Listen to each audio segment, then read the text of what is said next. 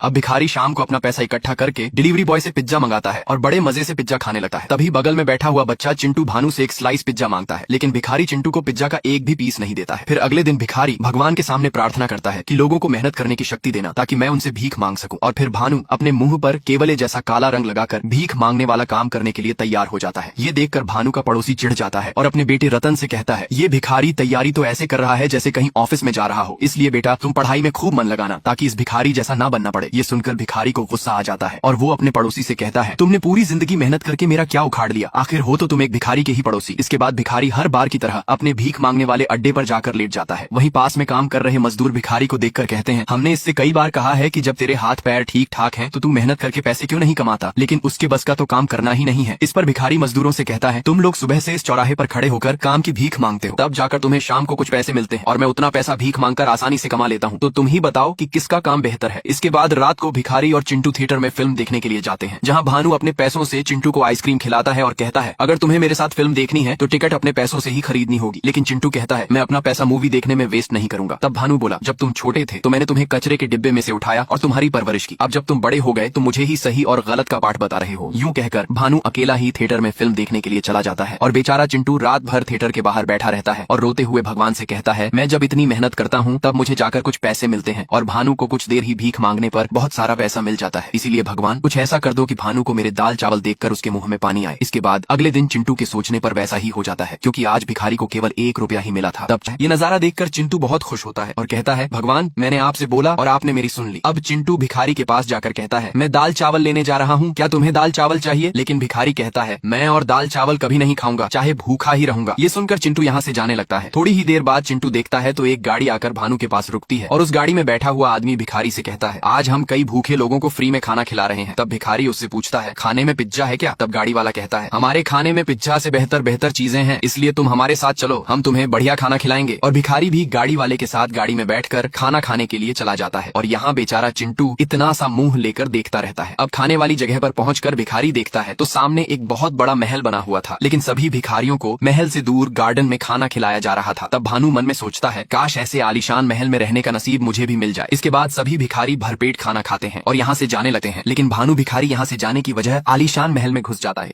ये देखने के लिए कि जब महल बाहर से इतना सुंदर है तो अंदर से कितना सुंदर होगा। और यहाँ चिंटू टेलीफोन बूथ से भिखारी को फोन लगाने लगता है। तब भिखारी चिंटू का फोन उठाकर उसे सब कुछ बताता है, मैं एक बहुत बड़े महल के अंदर हूँ। ये सुनकर चिंटू कहता है, अरे तुम जल्दी वहाँ से आ जाओ, अगर तुम्हें किसी ने देख लिया तो चोर समझकर बहुत मारेंगे। तभी महल में भिखारी की नजर एक रीना नाम की लड़की पर पड़ती है। ये देखकर भानु दुम दबाकर भागने लगता है, लेकिन सभी गेट तो लॉक थे। अब चिंटू भानु से कहता है, तुम ऊपर वाले कमरे में चले जाओ, शायद वहाँ पर कोई बालकनी होगी तो वहीं से तुम भाग जाना। जिसके बाद भानु सीढ़ी की मदद से ऊपर जाता है, लेकिन वहाँ उसकी नजर एक हीरा नाम के आदमी पर पड़ती है और वहीं रीना भी आकर हीरा के साथ कॉफी पी रही थी। तब हीरा रीना से कहता है, ये इतना बड़ा महल है फिर भी तुम मेरे पास क्यों चिपकती हो? ये सब सुनने के बाद रीना हीरा से कुछ नहीं कहती है। तब भानु सोचता है, इस लड़की ने अपने बॉयफ्रेंड के साथ मिलकर अपने पति को धोखा दिया है। और यहाँ चिंटू भिखारी से कहता है, तुम जल्दी वापस आ जाओ, लेकिन भानु कहता है, अब मैं वापस नहीं आऊंगा। और ये कहकर भिखारी चिंटू की कॉल कट कर देता है। इसके बाद भिखारी पूरे महल में जगह जगह पर घूमने लगता है और भानु को फ्रिज में जो खाने की चीज मिलती है वह उसे बड़े मजे से खाने लगता है। यहाँ तक कि भिखारी आज पहली बार बाथटब में भी नहाता है और बढ़िया से बढ़िया कपड़े पहनकर कोमल बिस्तर पर आराम से सोता है। और तभी भानु को सपने में अपनी पत्नी काजल के साथ बिताए हुए दिन याद आते हैं, जब भानु और काजल फुटपाथ पर सो रहे थे और भानु को जोरों से नींद आ रही थी। तब काजल भानु से पूछती है, आज तुमने मजदूरी पर कितना बोरी उठाया है? तब भानु कहता है, आज मैंने पूरी 258 बोरी उठाई है। इस पर काजल भानु से कहती है, तब तो तुम्हारी पीठ में दर्द हो रहा होगा, तुम पीछे घूमो, मैं मालिश कर देती हूँ। लेकिन भानु कहता है, मालिश की कोई जरूरत नहीं है, और हाँ कुछ दिनों में तुम्हें एक आलिशान घर गिफ्ट करूंगा। और इतने में रात के 2:30 पर महल में भानु की नींद खुल जाती है। तब भानु देखता है तो हीरा दरवाजे में से झांक कर कुछ देख रहा था और गुस्सा होकर वहाँ से जाने लगता है। तब भानु भी जाकर दरवाजे के पीछे देखता है तो कमरे में रीना अपने पति हरि की लाश को काट रही थी। और तभी भानु को हरि का भूत दिखाई देता है, जिसे देखकर भानु डर जाता है और जोर से चिल्ला देता है। उसकी चीख सुनकर रीना भी यहाँ आ जाती है और भिखारी को देखकर तो रीना भी डर जाती है। तब भानु अपनी जान बचाने के लिए यहाँ से भागने लगता है। तभी भानु का पैर सीढ़ी पर से फिसलने के कारण वह नीचे गिर जाता है और बेहोश हो जाता है। जिसके बाद अगले दिन भानु को होश आता है तो वह रीना को एक मोटे आदमी के साथ देखता है, जिसे रीना कुछ बता रही थी। और वह आदमी भानु का फोन चेक करता है तो समझ जाता है कि उन भिखारियों में भानु भी यहाँ खाना खाने आया था। और तभी ये मोटा आदमी नोटिस करता है कि शायद भानु होश में आ गया है, लेकिन यहाँ भानु मरने की एक्टिंग करता है, जिससे मोटा आदमी एक कुल्हाड़ी लेकर भानु को मारने ही वाला था। इतने में भानु होश में आकर मोटे आदमी के सामने हाथ जोड़कर कहता है, मुझे मत मारो। तब मोटा आदमी कहता है, अगर हमने तुम्हें जिंदा छोड़ दिया और तुमने पुलिस वालों को हमारी सच्चाई बता दी तो हम फिर क्या करेंगे? लेकिन भानु कहता है, मैं आपके इस कारनामे के बारे में किसी को कुछ नहीं बताऊंगा, बस आप मुझे मत मारना। तब मोटा आदमी कहता है, ठीक है मैं तुम्हें नहीं मारूंगा, लेकिन मैं जो कहूंगा तुम्हें वो करना होगा। वो काम ये है कि तुम्हें किसी की नकल करनी होगी। और भानु भी मोटा आदमी का काम करने के लिए हाँ कर देता है। ये सुनकर रीना मोटा आदमी से कहती है, ये भिखारी हमारा काम कैसे कर पाएगा। तब मोटा रीना से कहता है, आजकल भिखारी नकल करने में बहुत एक्सपर्ट होते हैं और ये भिखारी हमारा काम अच्छे से कर देगा। और फिर ये लोग भिखारी को काम के बारे में समझाने लगते हैं कि ये इतना बड़ा महल एक राजा का हुआ करता था, जिनकी कुछ दिनों पहले मौत हो चुकी है और उनकी एक बेटी मंदाकिनी और एक नाजायज औलाद है और राजा अपनी प्रॉपर्टी 2 हिस्सों में देने का प्लान बना रहे थे। और आज राजा की बेटी मंदाकिनी अपने बेटे वरुण के साथ यहाँ पर आने वाली है, तो तुम्हें उनके सामने राजा की नाजायज औलाद बनने की नकल करनी पड़ेगी। तब भिखारी कहता है, ये सब तो बाद की बात है, लेकिन तुम्हें तुम्हारे पीछे कोई आदमी नहीं दिख रहा। तब मोटा आदमी कहता है, अरे तुम तो अभी से ही बहुत बढ़िया एक्टिंग कर रहे हो। लेकिन भिखारी एक्टिंग नहीं कर रहा था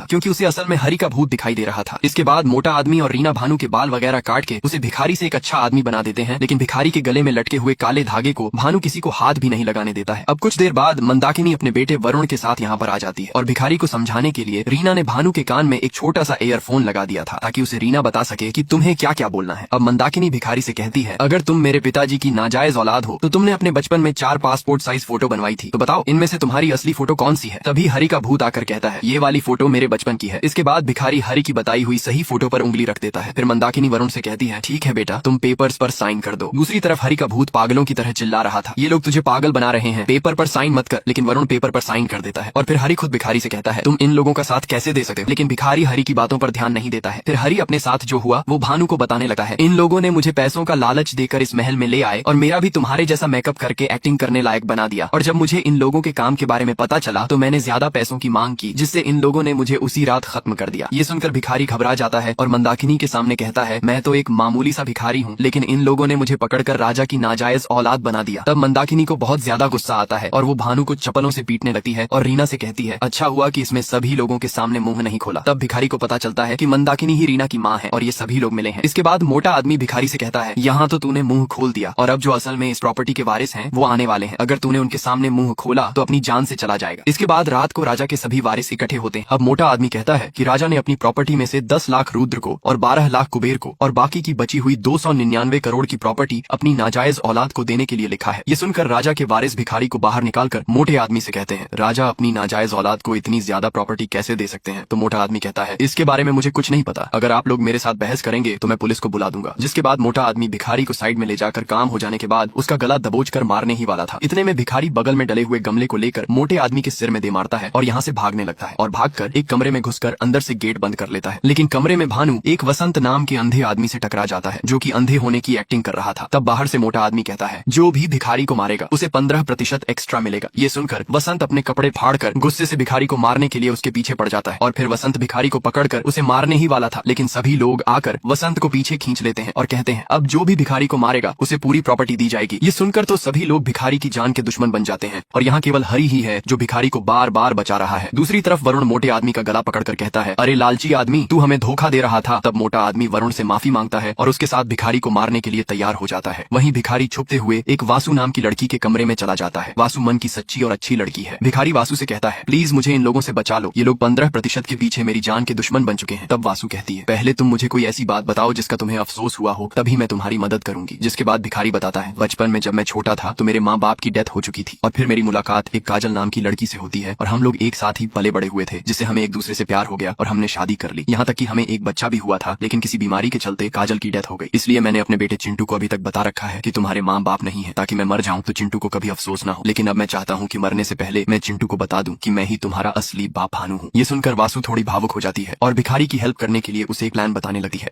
और वासु भिखारी से कहती है, अगर तुम्हें यहाँ से भागना है तो एक ही रास्ता है, मैं यहाँ से सैंडर फेंक दूंगी ताकि सभी लोग आवाज सुनकर मेरे पास इकट्ठे हो जाएं और फिर मैं तुम्हें एक व्हील बॉक्स में डालकर अपने गैराज में ले जाऊंगी। वहाँ से तुम मेरे दादाजी की कार से भाग जाना। दूसरी तरफ कुबेर एक भाला लेकर पर्दे की तरफ फेंकता है। वही भाला मंदाकिनी और उसकी बेटी रीना को लगने वाला था, तो वो कुबेर से कहती है, तू पागल हो गया है क्या। तब कुबेर कहता है, मैं तुम्हें मारने नहीं आया हूँ, तुम पीछे मुड़कर पर्दे की तरफ देखो, मैंने नाजायज औलाद को मार दिया। लेकिन फिर जैसे ही पर्दे को हटाया जाता है तो सभी के होश उड़ जाते हैं और मंदाकिनी तो इतनी जोर से चिल्लाती है कि यहाँ वासु सैंडर फेंकती है तो उस पर किसी का भी ध्यान नहीं जाता है। और फिर पता चलता है कि पर्दे के पीछे मंदाकिनी का बड़ा बेटा वरुण था, जिसे कि कुबेर ने भाला फेंकर खत्म कर दिया। तभी यहाँ पर इन लोगों का बड़ा भाई रुद्र आ जाता है, जो कि इन लोगों से कहता है, शायद वरुण की मौत मौत कुछ देर पहले हो चुकी थी क्योंकि उसके सिर से बहुत खून बह रहा है। इतने में यहाँ पर वही मोटा आदमी आ जाता है और वो इन लोगों से कहता है, अरे वरुण को किसने मार दिया है? लगता है वो भिखारी बहुत खतरनाक है, हमें उससे बचकर रहना चाहिए। इतने में कुबेर सभी लोगों के सामने वरुण की लाश में से भाला निकालने लगता है, लेकिन भाला बॉडी में ज्यादा अंदर होने की वजह से निकल नहीं रहा था। इसीलिए कुबेर मंदाकिनी के सामने वरुण की लाश पर अपना पैर रखकर भाला निकाल लेता है। ये देखकर मंदाकिनी का खून खौल जाता है और वो सभी के सामने कहती है, जो भी मेरे बेटे के कातिल को पकड़ेगा मैं उसे अपने हिस्से की प्रॉपर्टी दे दूंगी। दूसरी तरफ बासु इन लोगों को साइड करते हुए एक बड़े से बॉक्स में भिखारी को डालकर ले जा रही थी, जिसके बाद बासु बॉक्स ले जाकर जैसे ही खोलती है तो उसमें से भिखारी गायब हो चुका था। ये देखकर बासु एकदम से घबरा जाती है क्योंकि किसी ने बॉक्स की अदला बदली कर दी थी और यह काम छोटू ने किया था क्योंकि छोटू को भी पैसों का लालच था और छोटू भी भिखारी को मारना चाहता है। और यहाँ भिखारी जैसे ही बॉक्स से बाहर निकलता है तो उसका पैर नीचे मेट पर डले फेविकोल पर पड़ जाता है और भिखारी के दोनों पैर चिपक जाते हैं। और इसी का फायदा उठाकर छोटू एक लैंप से भिखारी को करंट लगाने लगता है, लेकिन तभी यहाँ पर छोटू की माँ आ जाती है और वो उसके हाथ से लैंप फेंकवा कर कहती है, तुम्हें अपने हाथ गंदे करने की कोई जरूरत नहीं है,